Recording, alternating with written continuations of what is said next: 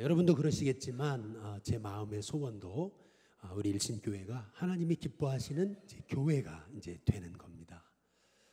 그러면 하나님이 기뻐하시는 교회가 되려면 어떻게 해야 되느냐?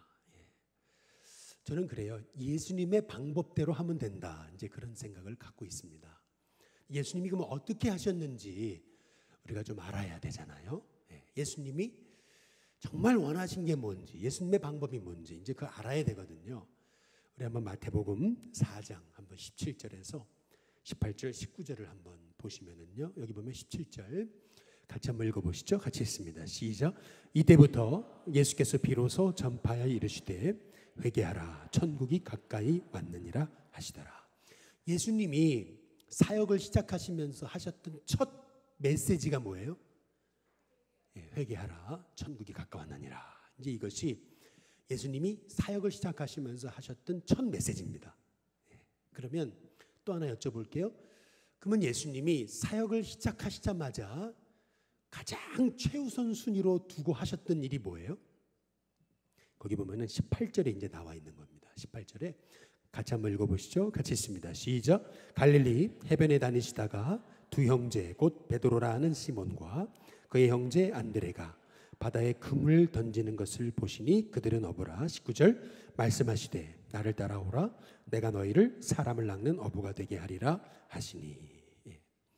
예수님이 사역을 시작하시면서 하셨던 첫 메시지가 회개하라 천국이 가까웠느니라 라고 하는 것이라면 예수님이 사역을 시작하시면서 가장 중심에 두셨던 사역은 전도와 그리고 제자 삼는 거였습니다.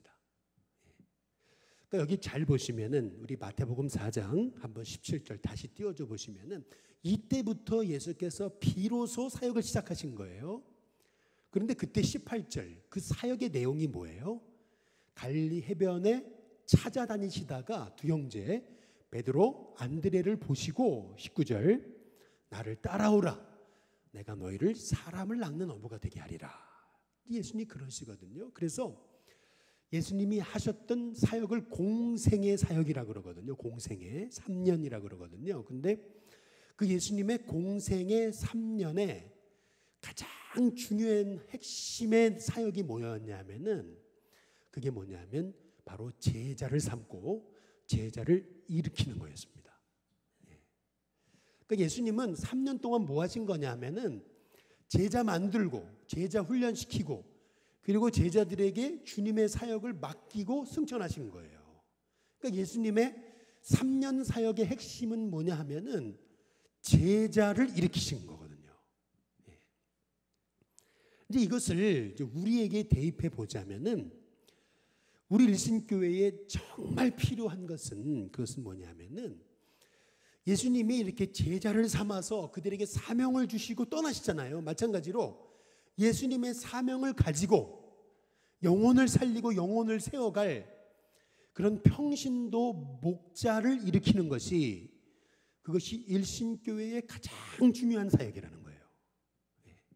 별로 아멘도 안 하시는데 제가 말씀을 드렸잖아요.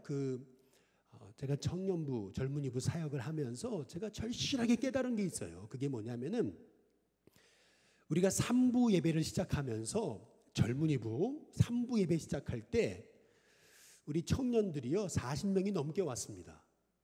40명이 넘게 왔다는 것은 여기 두 자리 거의 이제 꽉 찼어요. 그렇게 넓게 애들이 넓게 앉으니까 굉장히 애들이 많았죠. 3부 예배 시작할 때. 그래서 저는 이제 앞으로 50명, 60명, 100명이 되겠구나. 이제 그런 생각을 했거든요. 근데 막상 이제 제가 담임 목사가 딱 되고 이제 청년 사역만 할 수 있는 건 아니잖아요. 이제 그러면서 청년 사역을 딱 내려놓고 그냥 저는 설교자만 하겠다라고 생각을 하고서 청년 사역하고 멀어졌거든요. 애들하고 이제 관계가 멀어졌거든요. 이제 그러니까 나타나는 현상이 40명에서 30명으로, 30명에서 20명으로, 20명에서 15명까지 떨어지는 거예요. 계속 추락하는 거예요. 야, 이걸 어떻게 해결해 보려고 빠지는 아이들한테 맨날 막 전화하고 해대도 나중에는 애들이 전화를 안 받아버리거든요. 특징, 이제 교회 안 나오겠다는 특징, 전화를 안 받아버리거든요. 문자 보내도 답이 없거든요. 그러니까 그 다음에는 할 수 있는 일이 없잖아요. 그렇다고 그 아이들 맨날 찾아다닐 수도 없는 일이고 그래서 제가 뭘 잘못했나, 내가 뭘 잘못했을까, 이제 그러면서 기도하다가 제가 깨달은 게 뭐냐면은 제가 하지 않은 일이 있었던 거예요. 그게 뭐냐면 예수님이 하신 일. 예수님은 공생의 3년 동안 제자를 일으키신 거잖아요. 그래서 제자들에게 사역을 맡기고 떠나셨잖아요. 그랬더니 그 제자들이 나가서 복음 전하면서 예수님 닮은 사람들이 계속 일어나게 했잖아요. 그래서 결국 핵심은 뭐냐 하면은 제자를 안 키운 거예요. 제자를 안 일으킨 거예요. 우리 식으로 말하면 평신도 우리 속회 지도자, 정말 목자들을 일으키지 않은 거예요. 그래서 그때부터 이제 다시 이제 정신 차리고 시작한 게 이제 금요일 날 저녁에 우리 목자 아이들 데리고 이제 철야 예배 끝나고 1시간 반 동안 이제 말씀으로 양육을 시작한 거예요. 어떨 때는요, 이제 한 명 데리고 할 때도 있어요. 그런데도 제가 아주 그냥 우직하게 포기하지 않고 이제 하기 시작한 거예요. 또 한 번 시작하면 끝까지 하잖아요. 할렐루야. 또 한 번 시작하면 끝까지 하거든요. 저는 또. 그래서 그 아이들 데려놓고 이제 하기 시작했는데 변화가 일어나요. 신기한 거예요. 이제 변화가 일어나요. 이제 보세요. 앞으로 보세요. 변화가 일어나요. 그래서 제가 이제 깨달은 게 뭐냐면 우리 속회도 똑같다는 거예요. 매년 우리 교회 100명씩 새 가족이 오잖아요. 그런데 제가 이제 2018년 이번에 목회계획 세미나를 준비하기 위해서 이제 우리의 목회에 대해서 다 점검하는 거거든요. 다 돌아보는 거예요. 2018년 새 가족, 2017년 새 가족, 2016년 새 가족 다 리스트가 있잖아요. 그런데 이걸 쭉 보면서 느낀 게 매년 100명씩 들어오는데 정말 그 사람들이 싹 빠져나가는 거예요. 그리고 그 많은 사람 1년 지나고 2년 지나고 3년 지나고 4년 지나기 시작하면 100명, 200명, 300명, 400명, 500명인데 그거를 어떻게 우리 목회자들이 다 양육하고 세워가는 겁니까? 불가능한 거죠. 어른도 똑같아요. 어른들도요 막 전화하기 시작하면 처음에 받아요. 근데 교회 안 나올 마음이 있는 분들은 전화를 딱 안 받아버려요. 아무리 뭐 담임 목사가 문자를 보내고 카톡을 보내고 해도 답이 없어요. 아, 그러면 떠나기로 작정했구나. 이제 그러고 끝나는 거예요. 그래서 제가 이제 그걸 보면서 이제 제가 느낀 것은 뭐냐면은 아, 그렇구나. 예수님의 방법이구나. 우리 신교회도 필요한 것은 정말 예수님의 마음을 가진 그런 평신도 목자들, 속회 지도자들 많이 필요한 것도 아니에요. 정말 주님의 마음을 가진 진짜 영혼을 사랑하는 분들이 1명, 2명, 3명, 4명 일어나면 그때부터는 그분들을 통해서 하나님이 예수님 닮은 사람을 계속 일으키시는 거예요. 그래서 예수님의 사역은 숫자가 아닌 거예요. 한 사람, 복음에 붙들린 한 사람, 그 한 사람이 일어나면 그 한 사람을 닮은 또 12명이 일어나고 또 12명이 일어나면서 그러면서 복음에 놀라운 그 확산력이 일어나는 거거든요. 그래서 그거를 안 했구나. 이제 그런 생각이 들어가지고 이제 돌아오는 주일부터 이제 속회 지도자, 목자, 평신도 목자 훈련을 하려는 거거든요. 근데 이제 많은 분들이 이제 걱정하는 게 뭐냐면은 아니 그러면은 목자, 속회 지도자 아닌 사람은 어떻게 되냐는 거죠. 제가 이제 생각하게 된 것은 우리가 또 시간 한번 만들기가 쉽지가 않은 교회라 가지고 오늘도 뭐 전도하러 가고 기획위원회 있고 또 그 끝나면은 효창교회 가가지고 뭐 봉헌 예배 드리는데 가야 되고 또 오늘도 제가 아는 그 선배 목사님 이제 이침식 예배가 부천에서 있고 막 이러니까 이게 뭐 어떻게 시간을 관리할 수가 없어요. 그래서 예배 시간에 하자 이런 생각을 갖고 그래서 예배 시간에 8번에 걸쳐서 그냥 제가 그냥 속회 지도자든 아니든 그냥 주제 말씀을 전하는 거예요. 그냥 다 들으시면 돼요. 그리고 이제 그 말씀을 가지고 이제 속회 지도자들만 따로 소그룹으로 모여가지고 뭐 그분들이 5명이 오든 6명이 오든 그 오신 분들과 함께 딱 1시간만 가지고 그 말씀을 가지고 이제 말씀을 삶에 적용하려고 하는 거예요. 나눔을 해보려고 하는 거예요. 그래서 어떻게 속회를 이끌어가는 것이 바람직한 속회 인도법이냐 이제 이런 거를 그냥 말로 가르치는 게 아니고 이제 삶으로 보여주는 거예요. 한번 따라해 보시겠습니다. 교육은 보여주는 거다. 교육은 말이 아니에요. 교육은 보여주는 거거든요. 그래서 그렇게 이제 속해 우리 평신도 목자 훈련을 해보는 거예요. 뭐 이렇게 해본 적도 없고 또 하는 교회도 없고 또 뭐 여러분 제가 주일날 1, 2부 설교에다가 또 이제 젊은이부 또 오예배 설교에다가 또 이제 9월 이제 또 우리 새가족 예수영접 학교에다가 많이 하잖아요. 그러니까 이제 굉장히 이제 설교가 많거든요. 평일날에도 새벽기도회 수요 금요 설교를 해야 되니까 굉장히 설교가 많거든요. 제가 설교가 굉장히 많은 거예요. 이거요. 한 목사가 하기에는. 그런데 그럼에도 불구하고 그래 내가 뭐 교인들한테 내 설교 잘한다 이거 보여주기 위해서 하는 거 아니잖아요.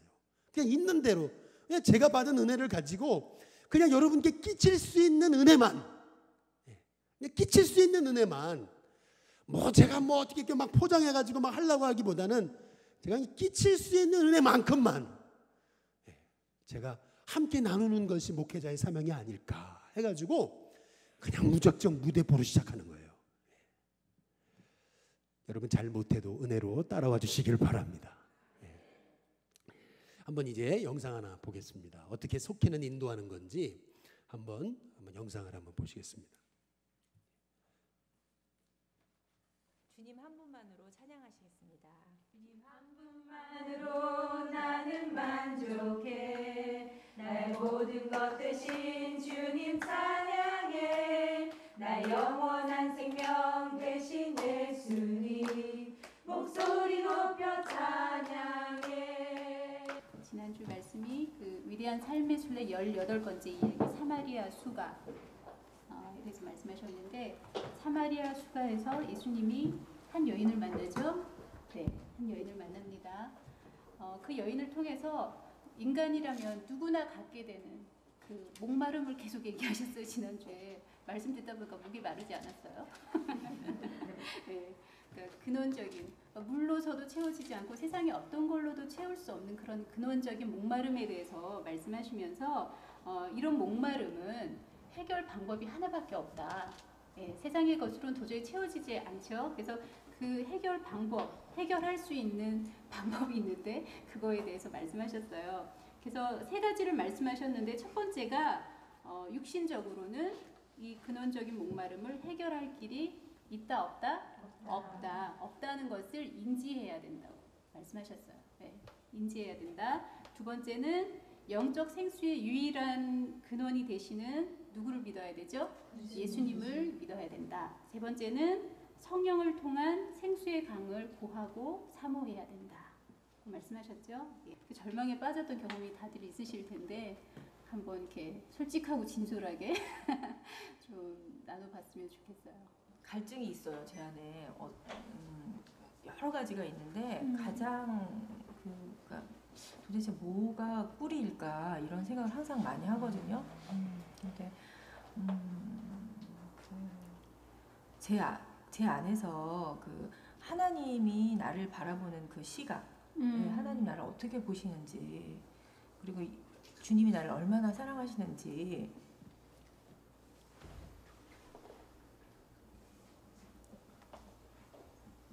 그런 거에 대한 그 갈증이 있는 것 같아요, 제가. 그래서 그게 이제 뭐 우울함이라든지 뭐 그런 여러 가지 형태로 나타나는데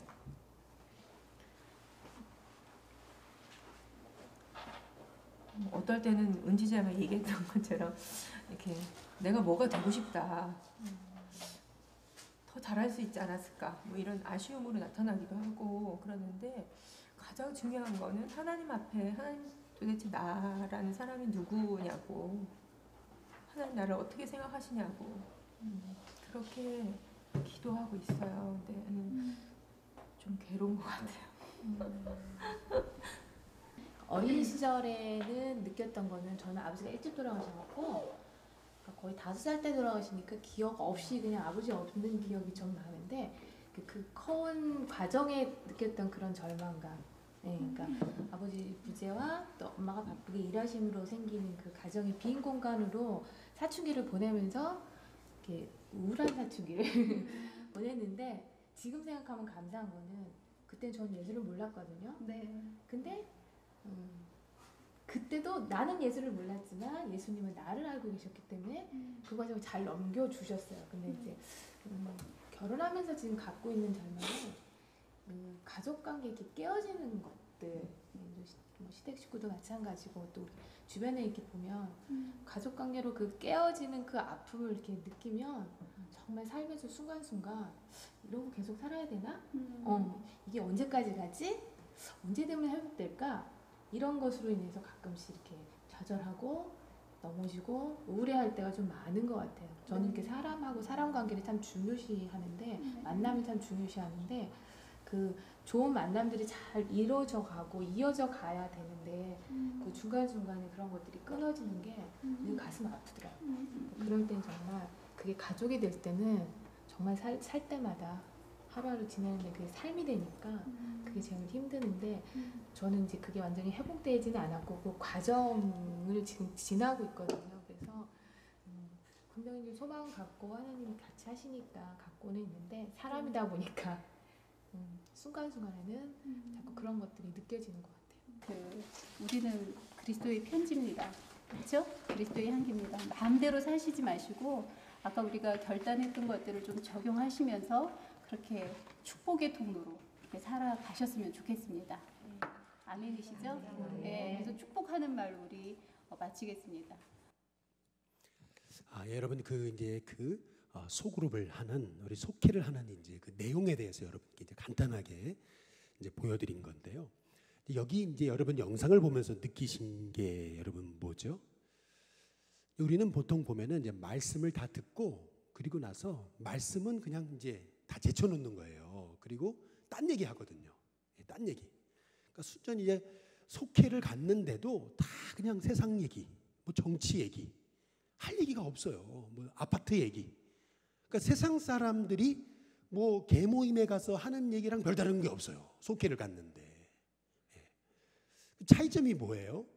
말씀을 가지고 그날 주신 말씀을 가지고 내 삶에 끊임없이 적용한다는 거예요. 그냥 말씀을 가지고 나를 돌아본다는 거. 그래서 대화가요.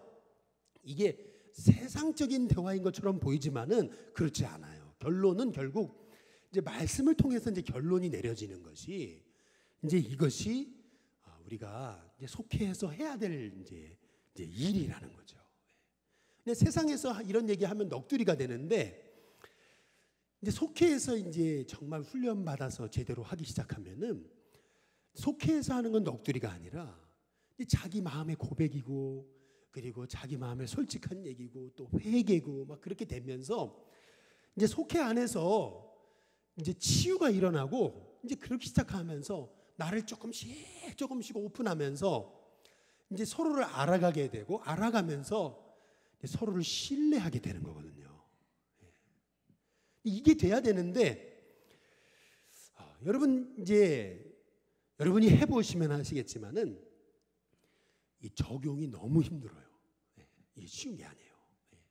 이게 적용하려면은 이 말씀을 나에게 적용하려면은요 이게요 이 고통이 따라요.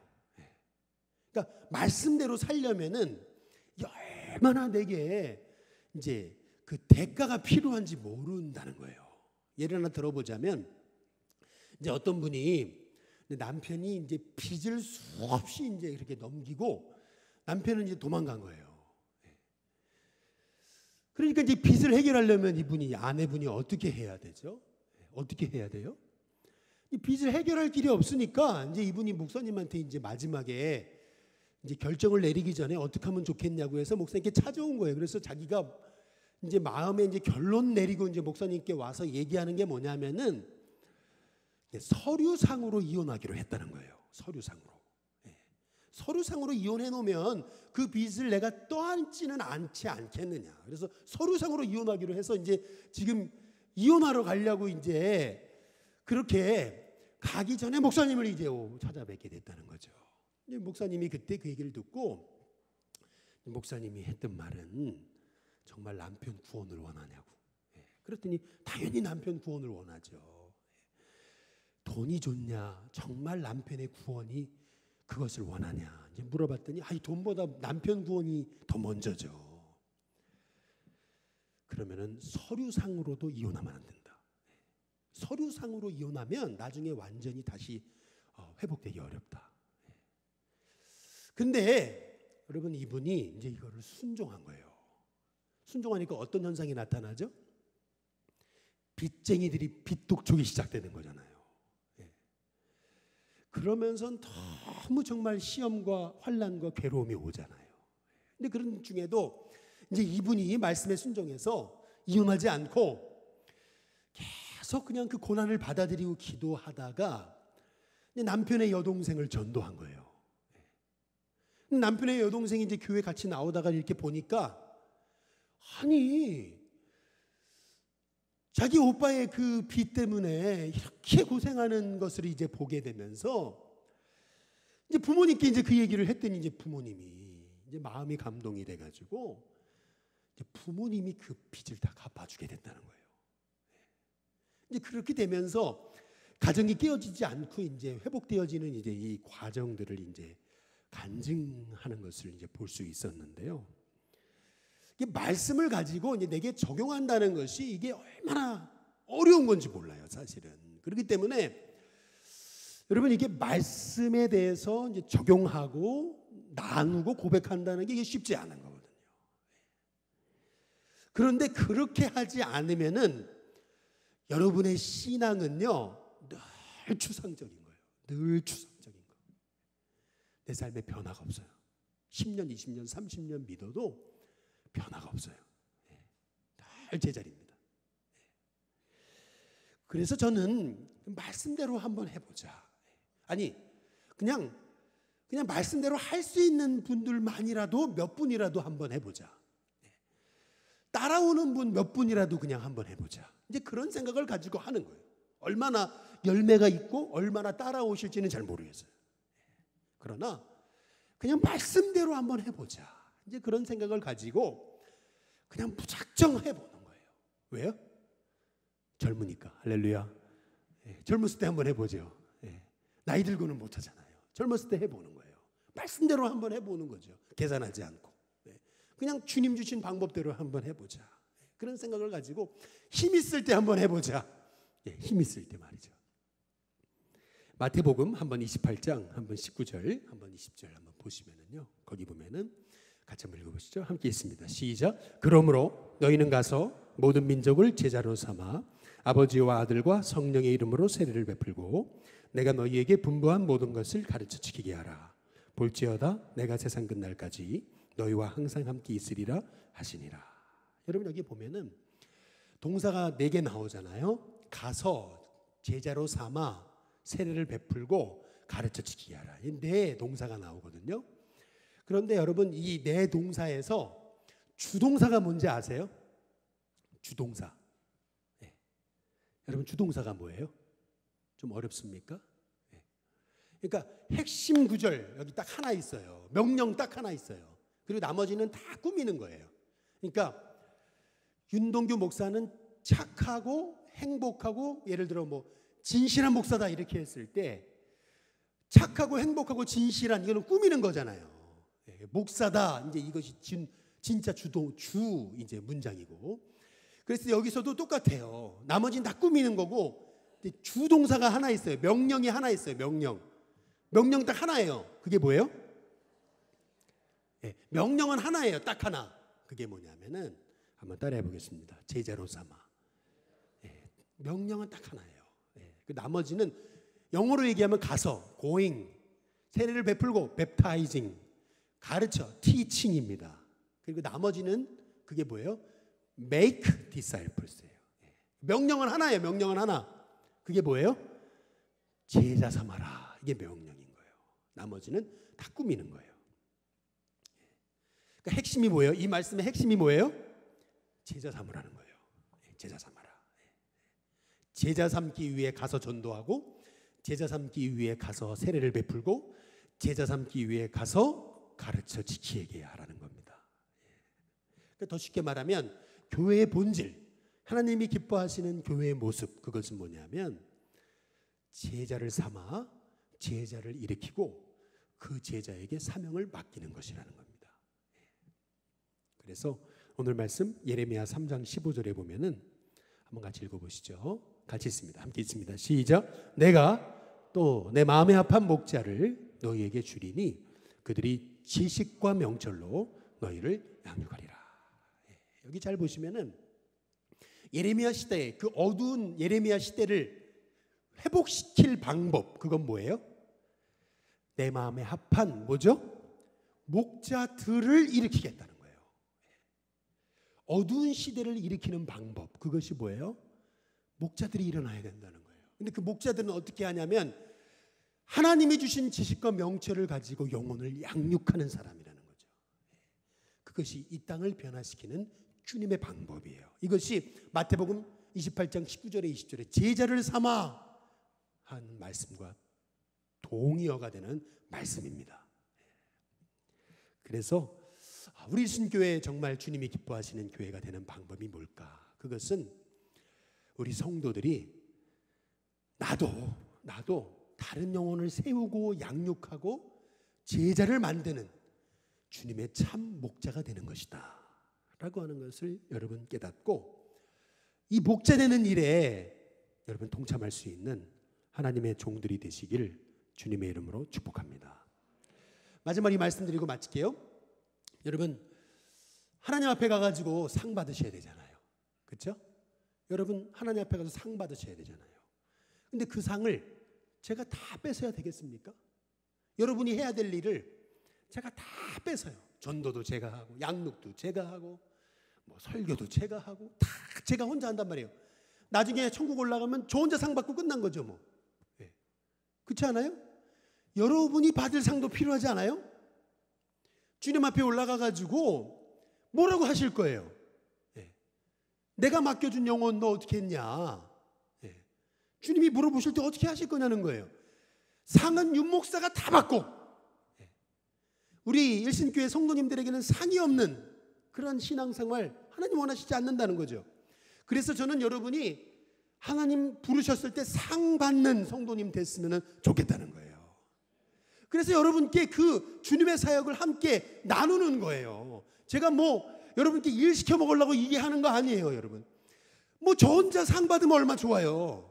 그렇죠? 그러나 여러분도 상 받으셔야죠. 여러분도 너 세상에 있을 때 뭐 했냐? 우리 주님 물어보실 때 영혼 구원하다 왔습니다. 영혼 살리다 왔습니다. 여러분 그 얘기 할 수 있어야 되는 거 아니에요? 그게 주님 기뻐하시는 일인데 그래서 그 일 하자는 거예요. 다른 일 하자는 게 아니거든요. 그 일 하자는 거거든요. 그 일 하기 위해서 그 일 하려면 훈련 받아야죠. 그 일 하려면 어떻게 해야 되는지 알아야 되잖아요. 그래서 한번 그 일 한번 해보자 라고 하는 생각을 가지고 그냥 주님 말씀에 순종하는 마음으로 하는 겁니다. 저는 우리 신교회 성도님들이 하나님 부르셨을 때 주님 주실 상이 있는 그러한 하나님의 종들 될 수 있기를 주님의 이름으로 축복합니다.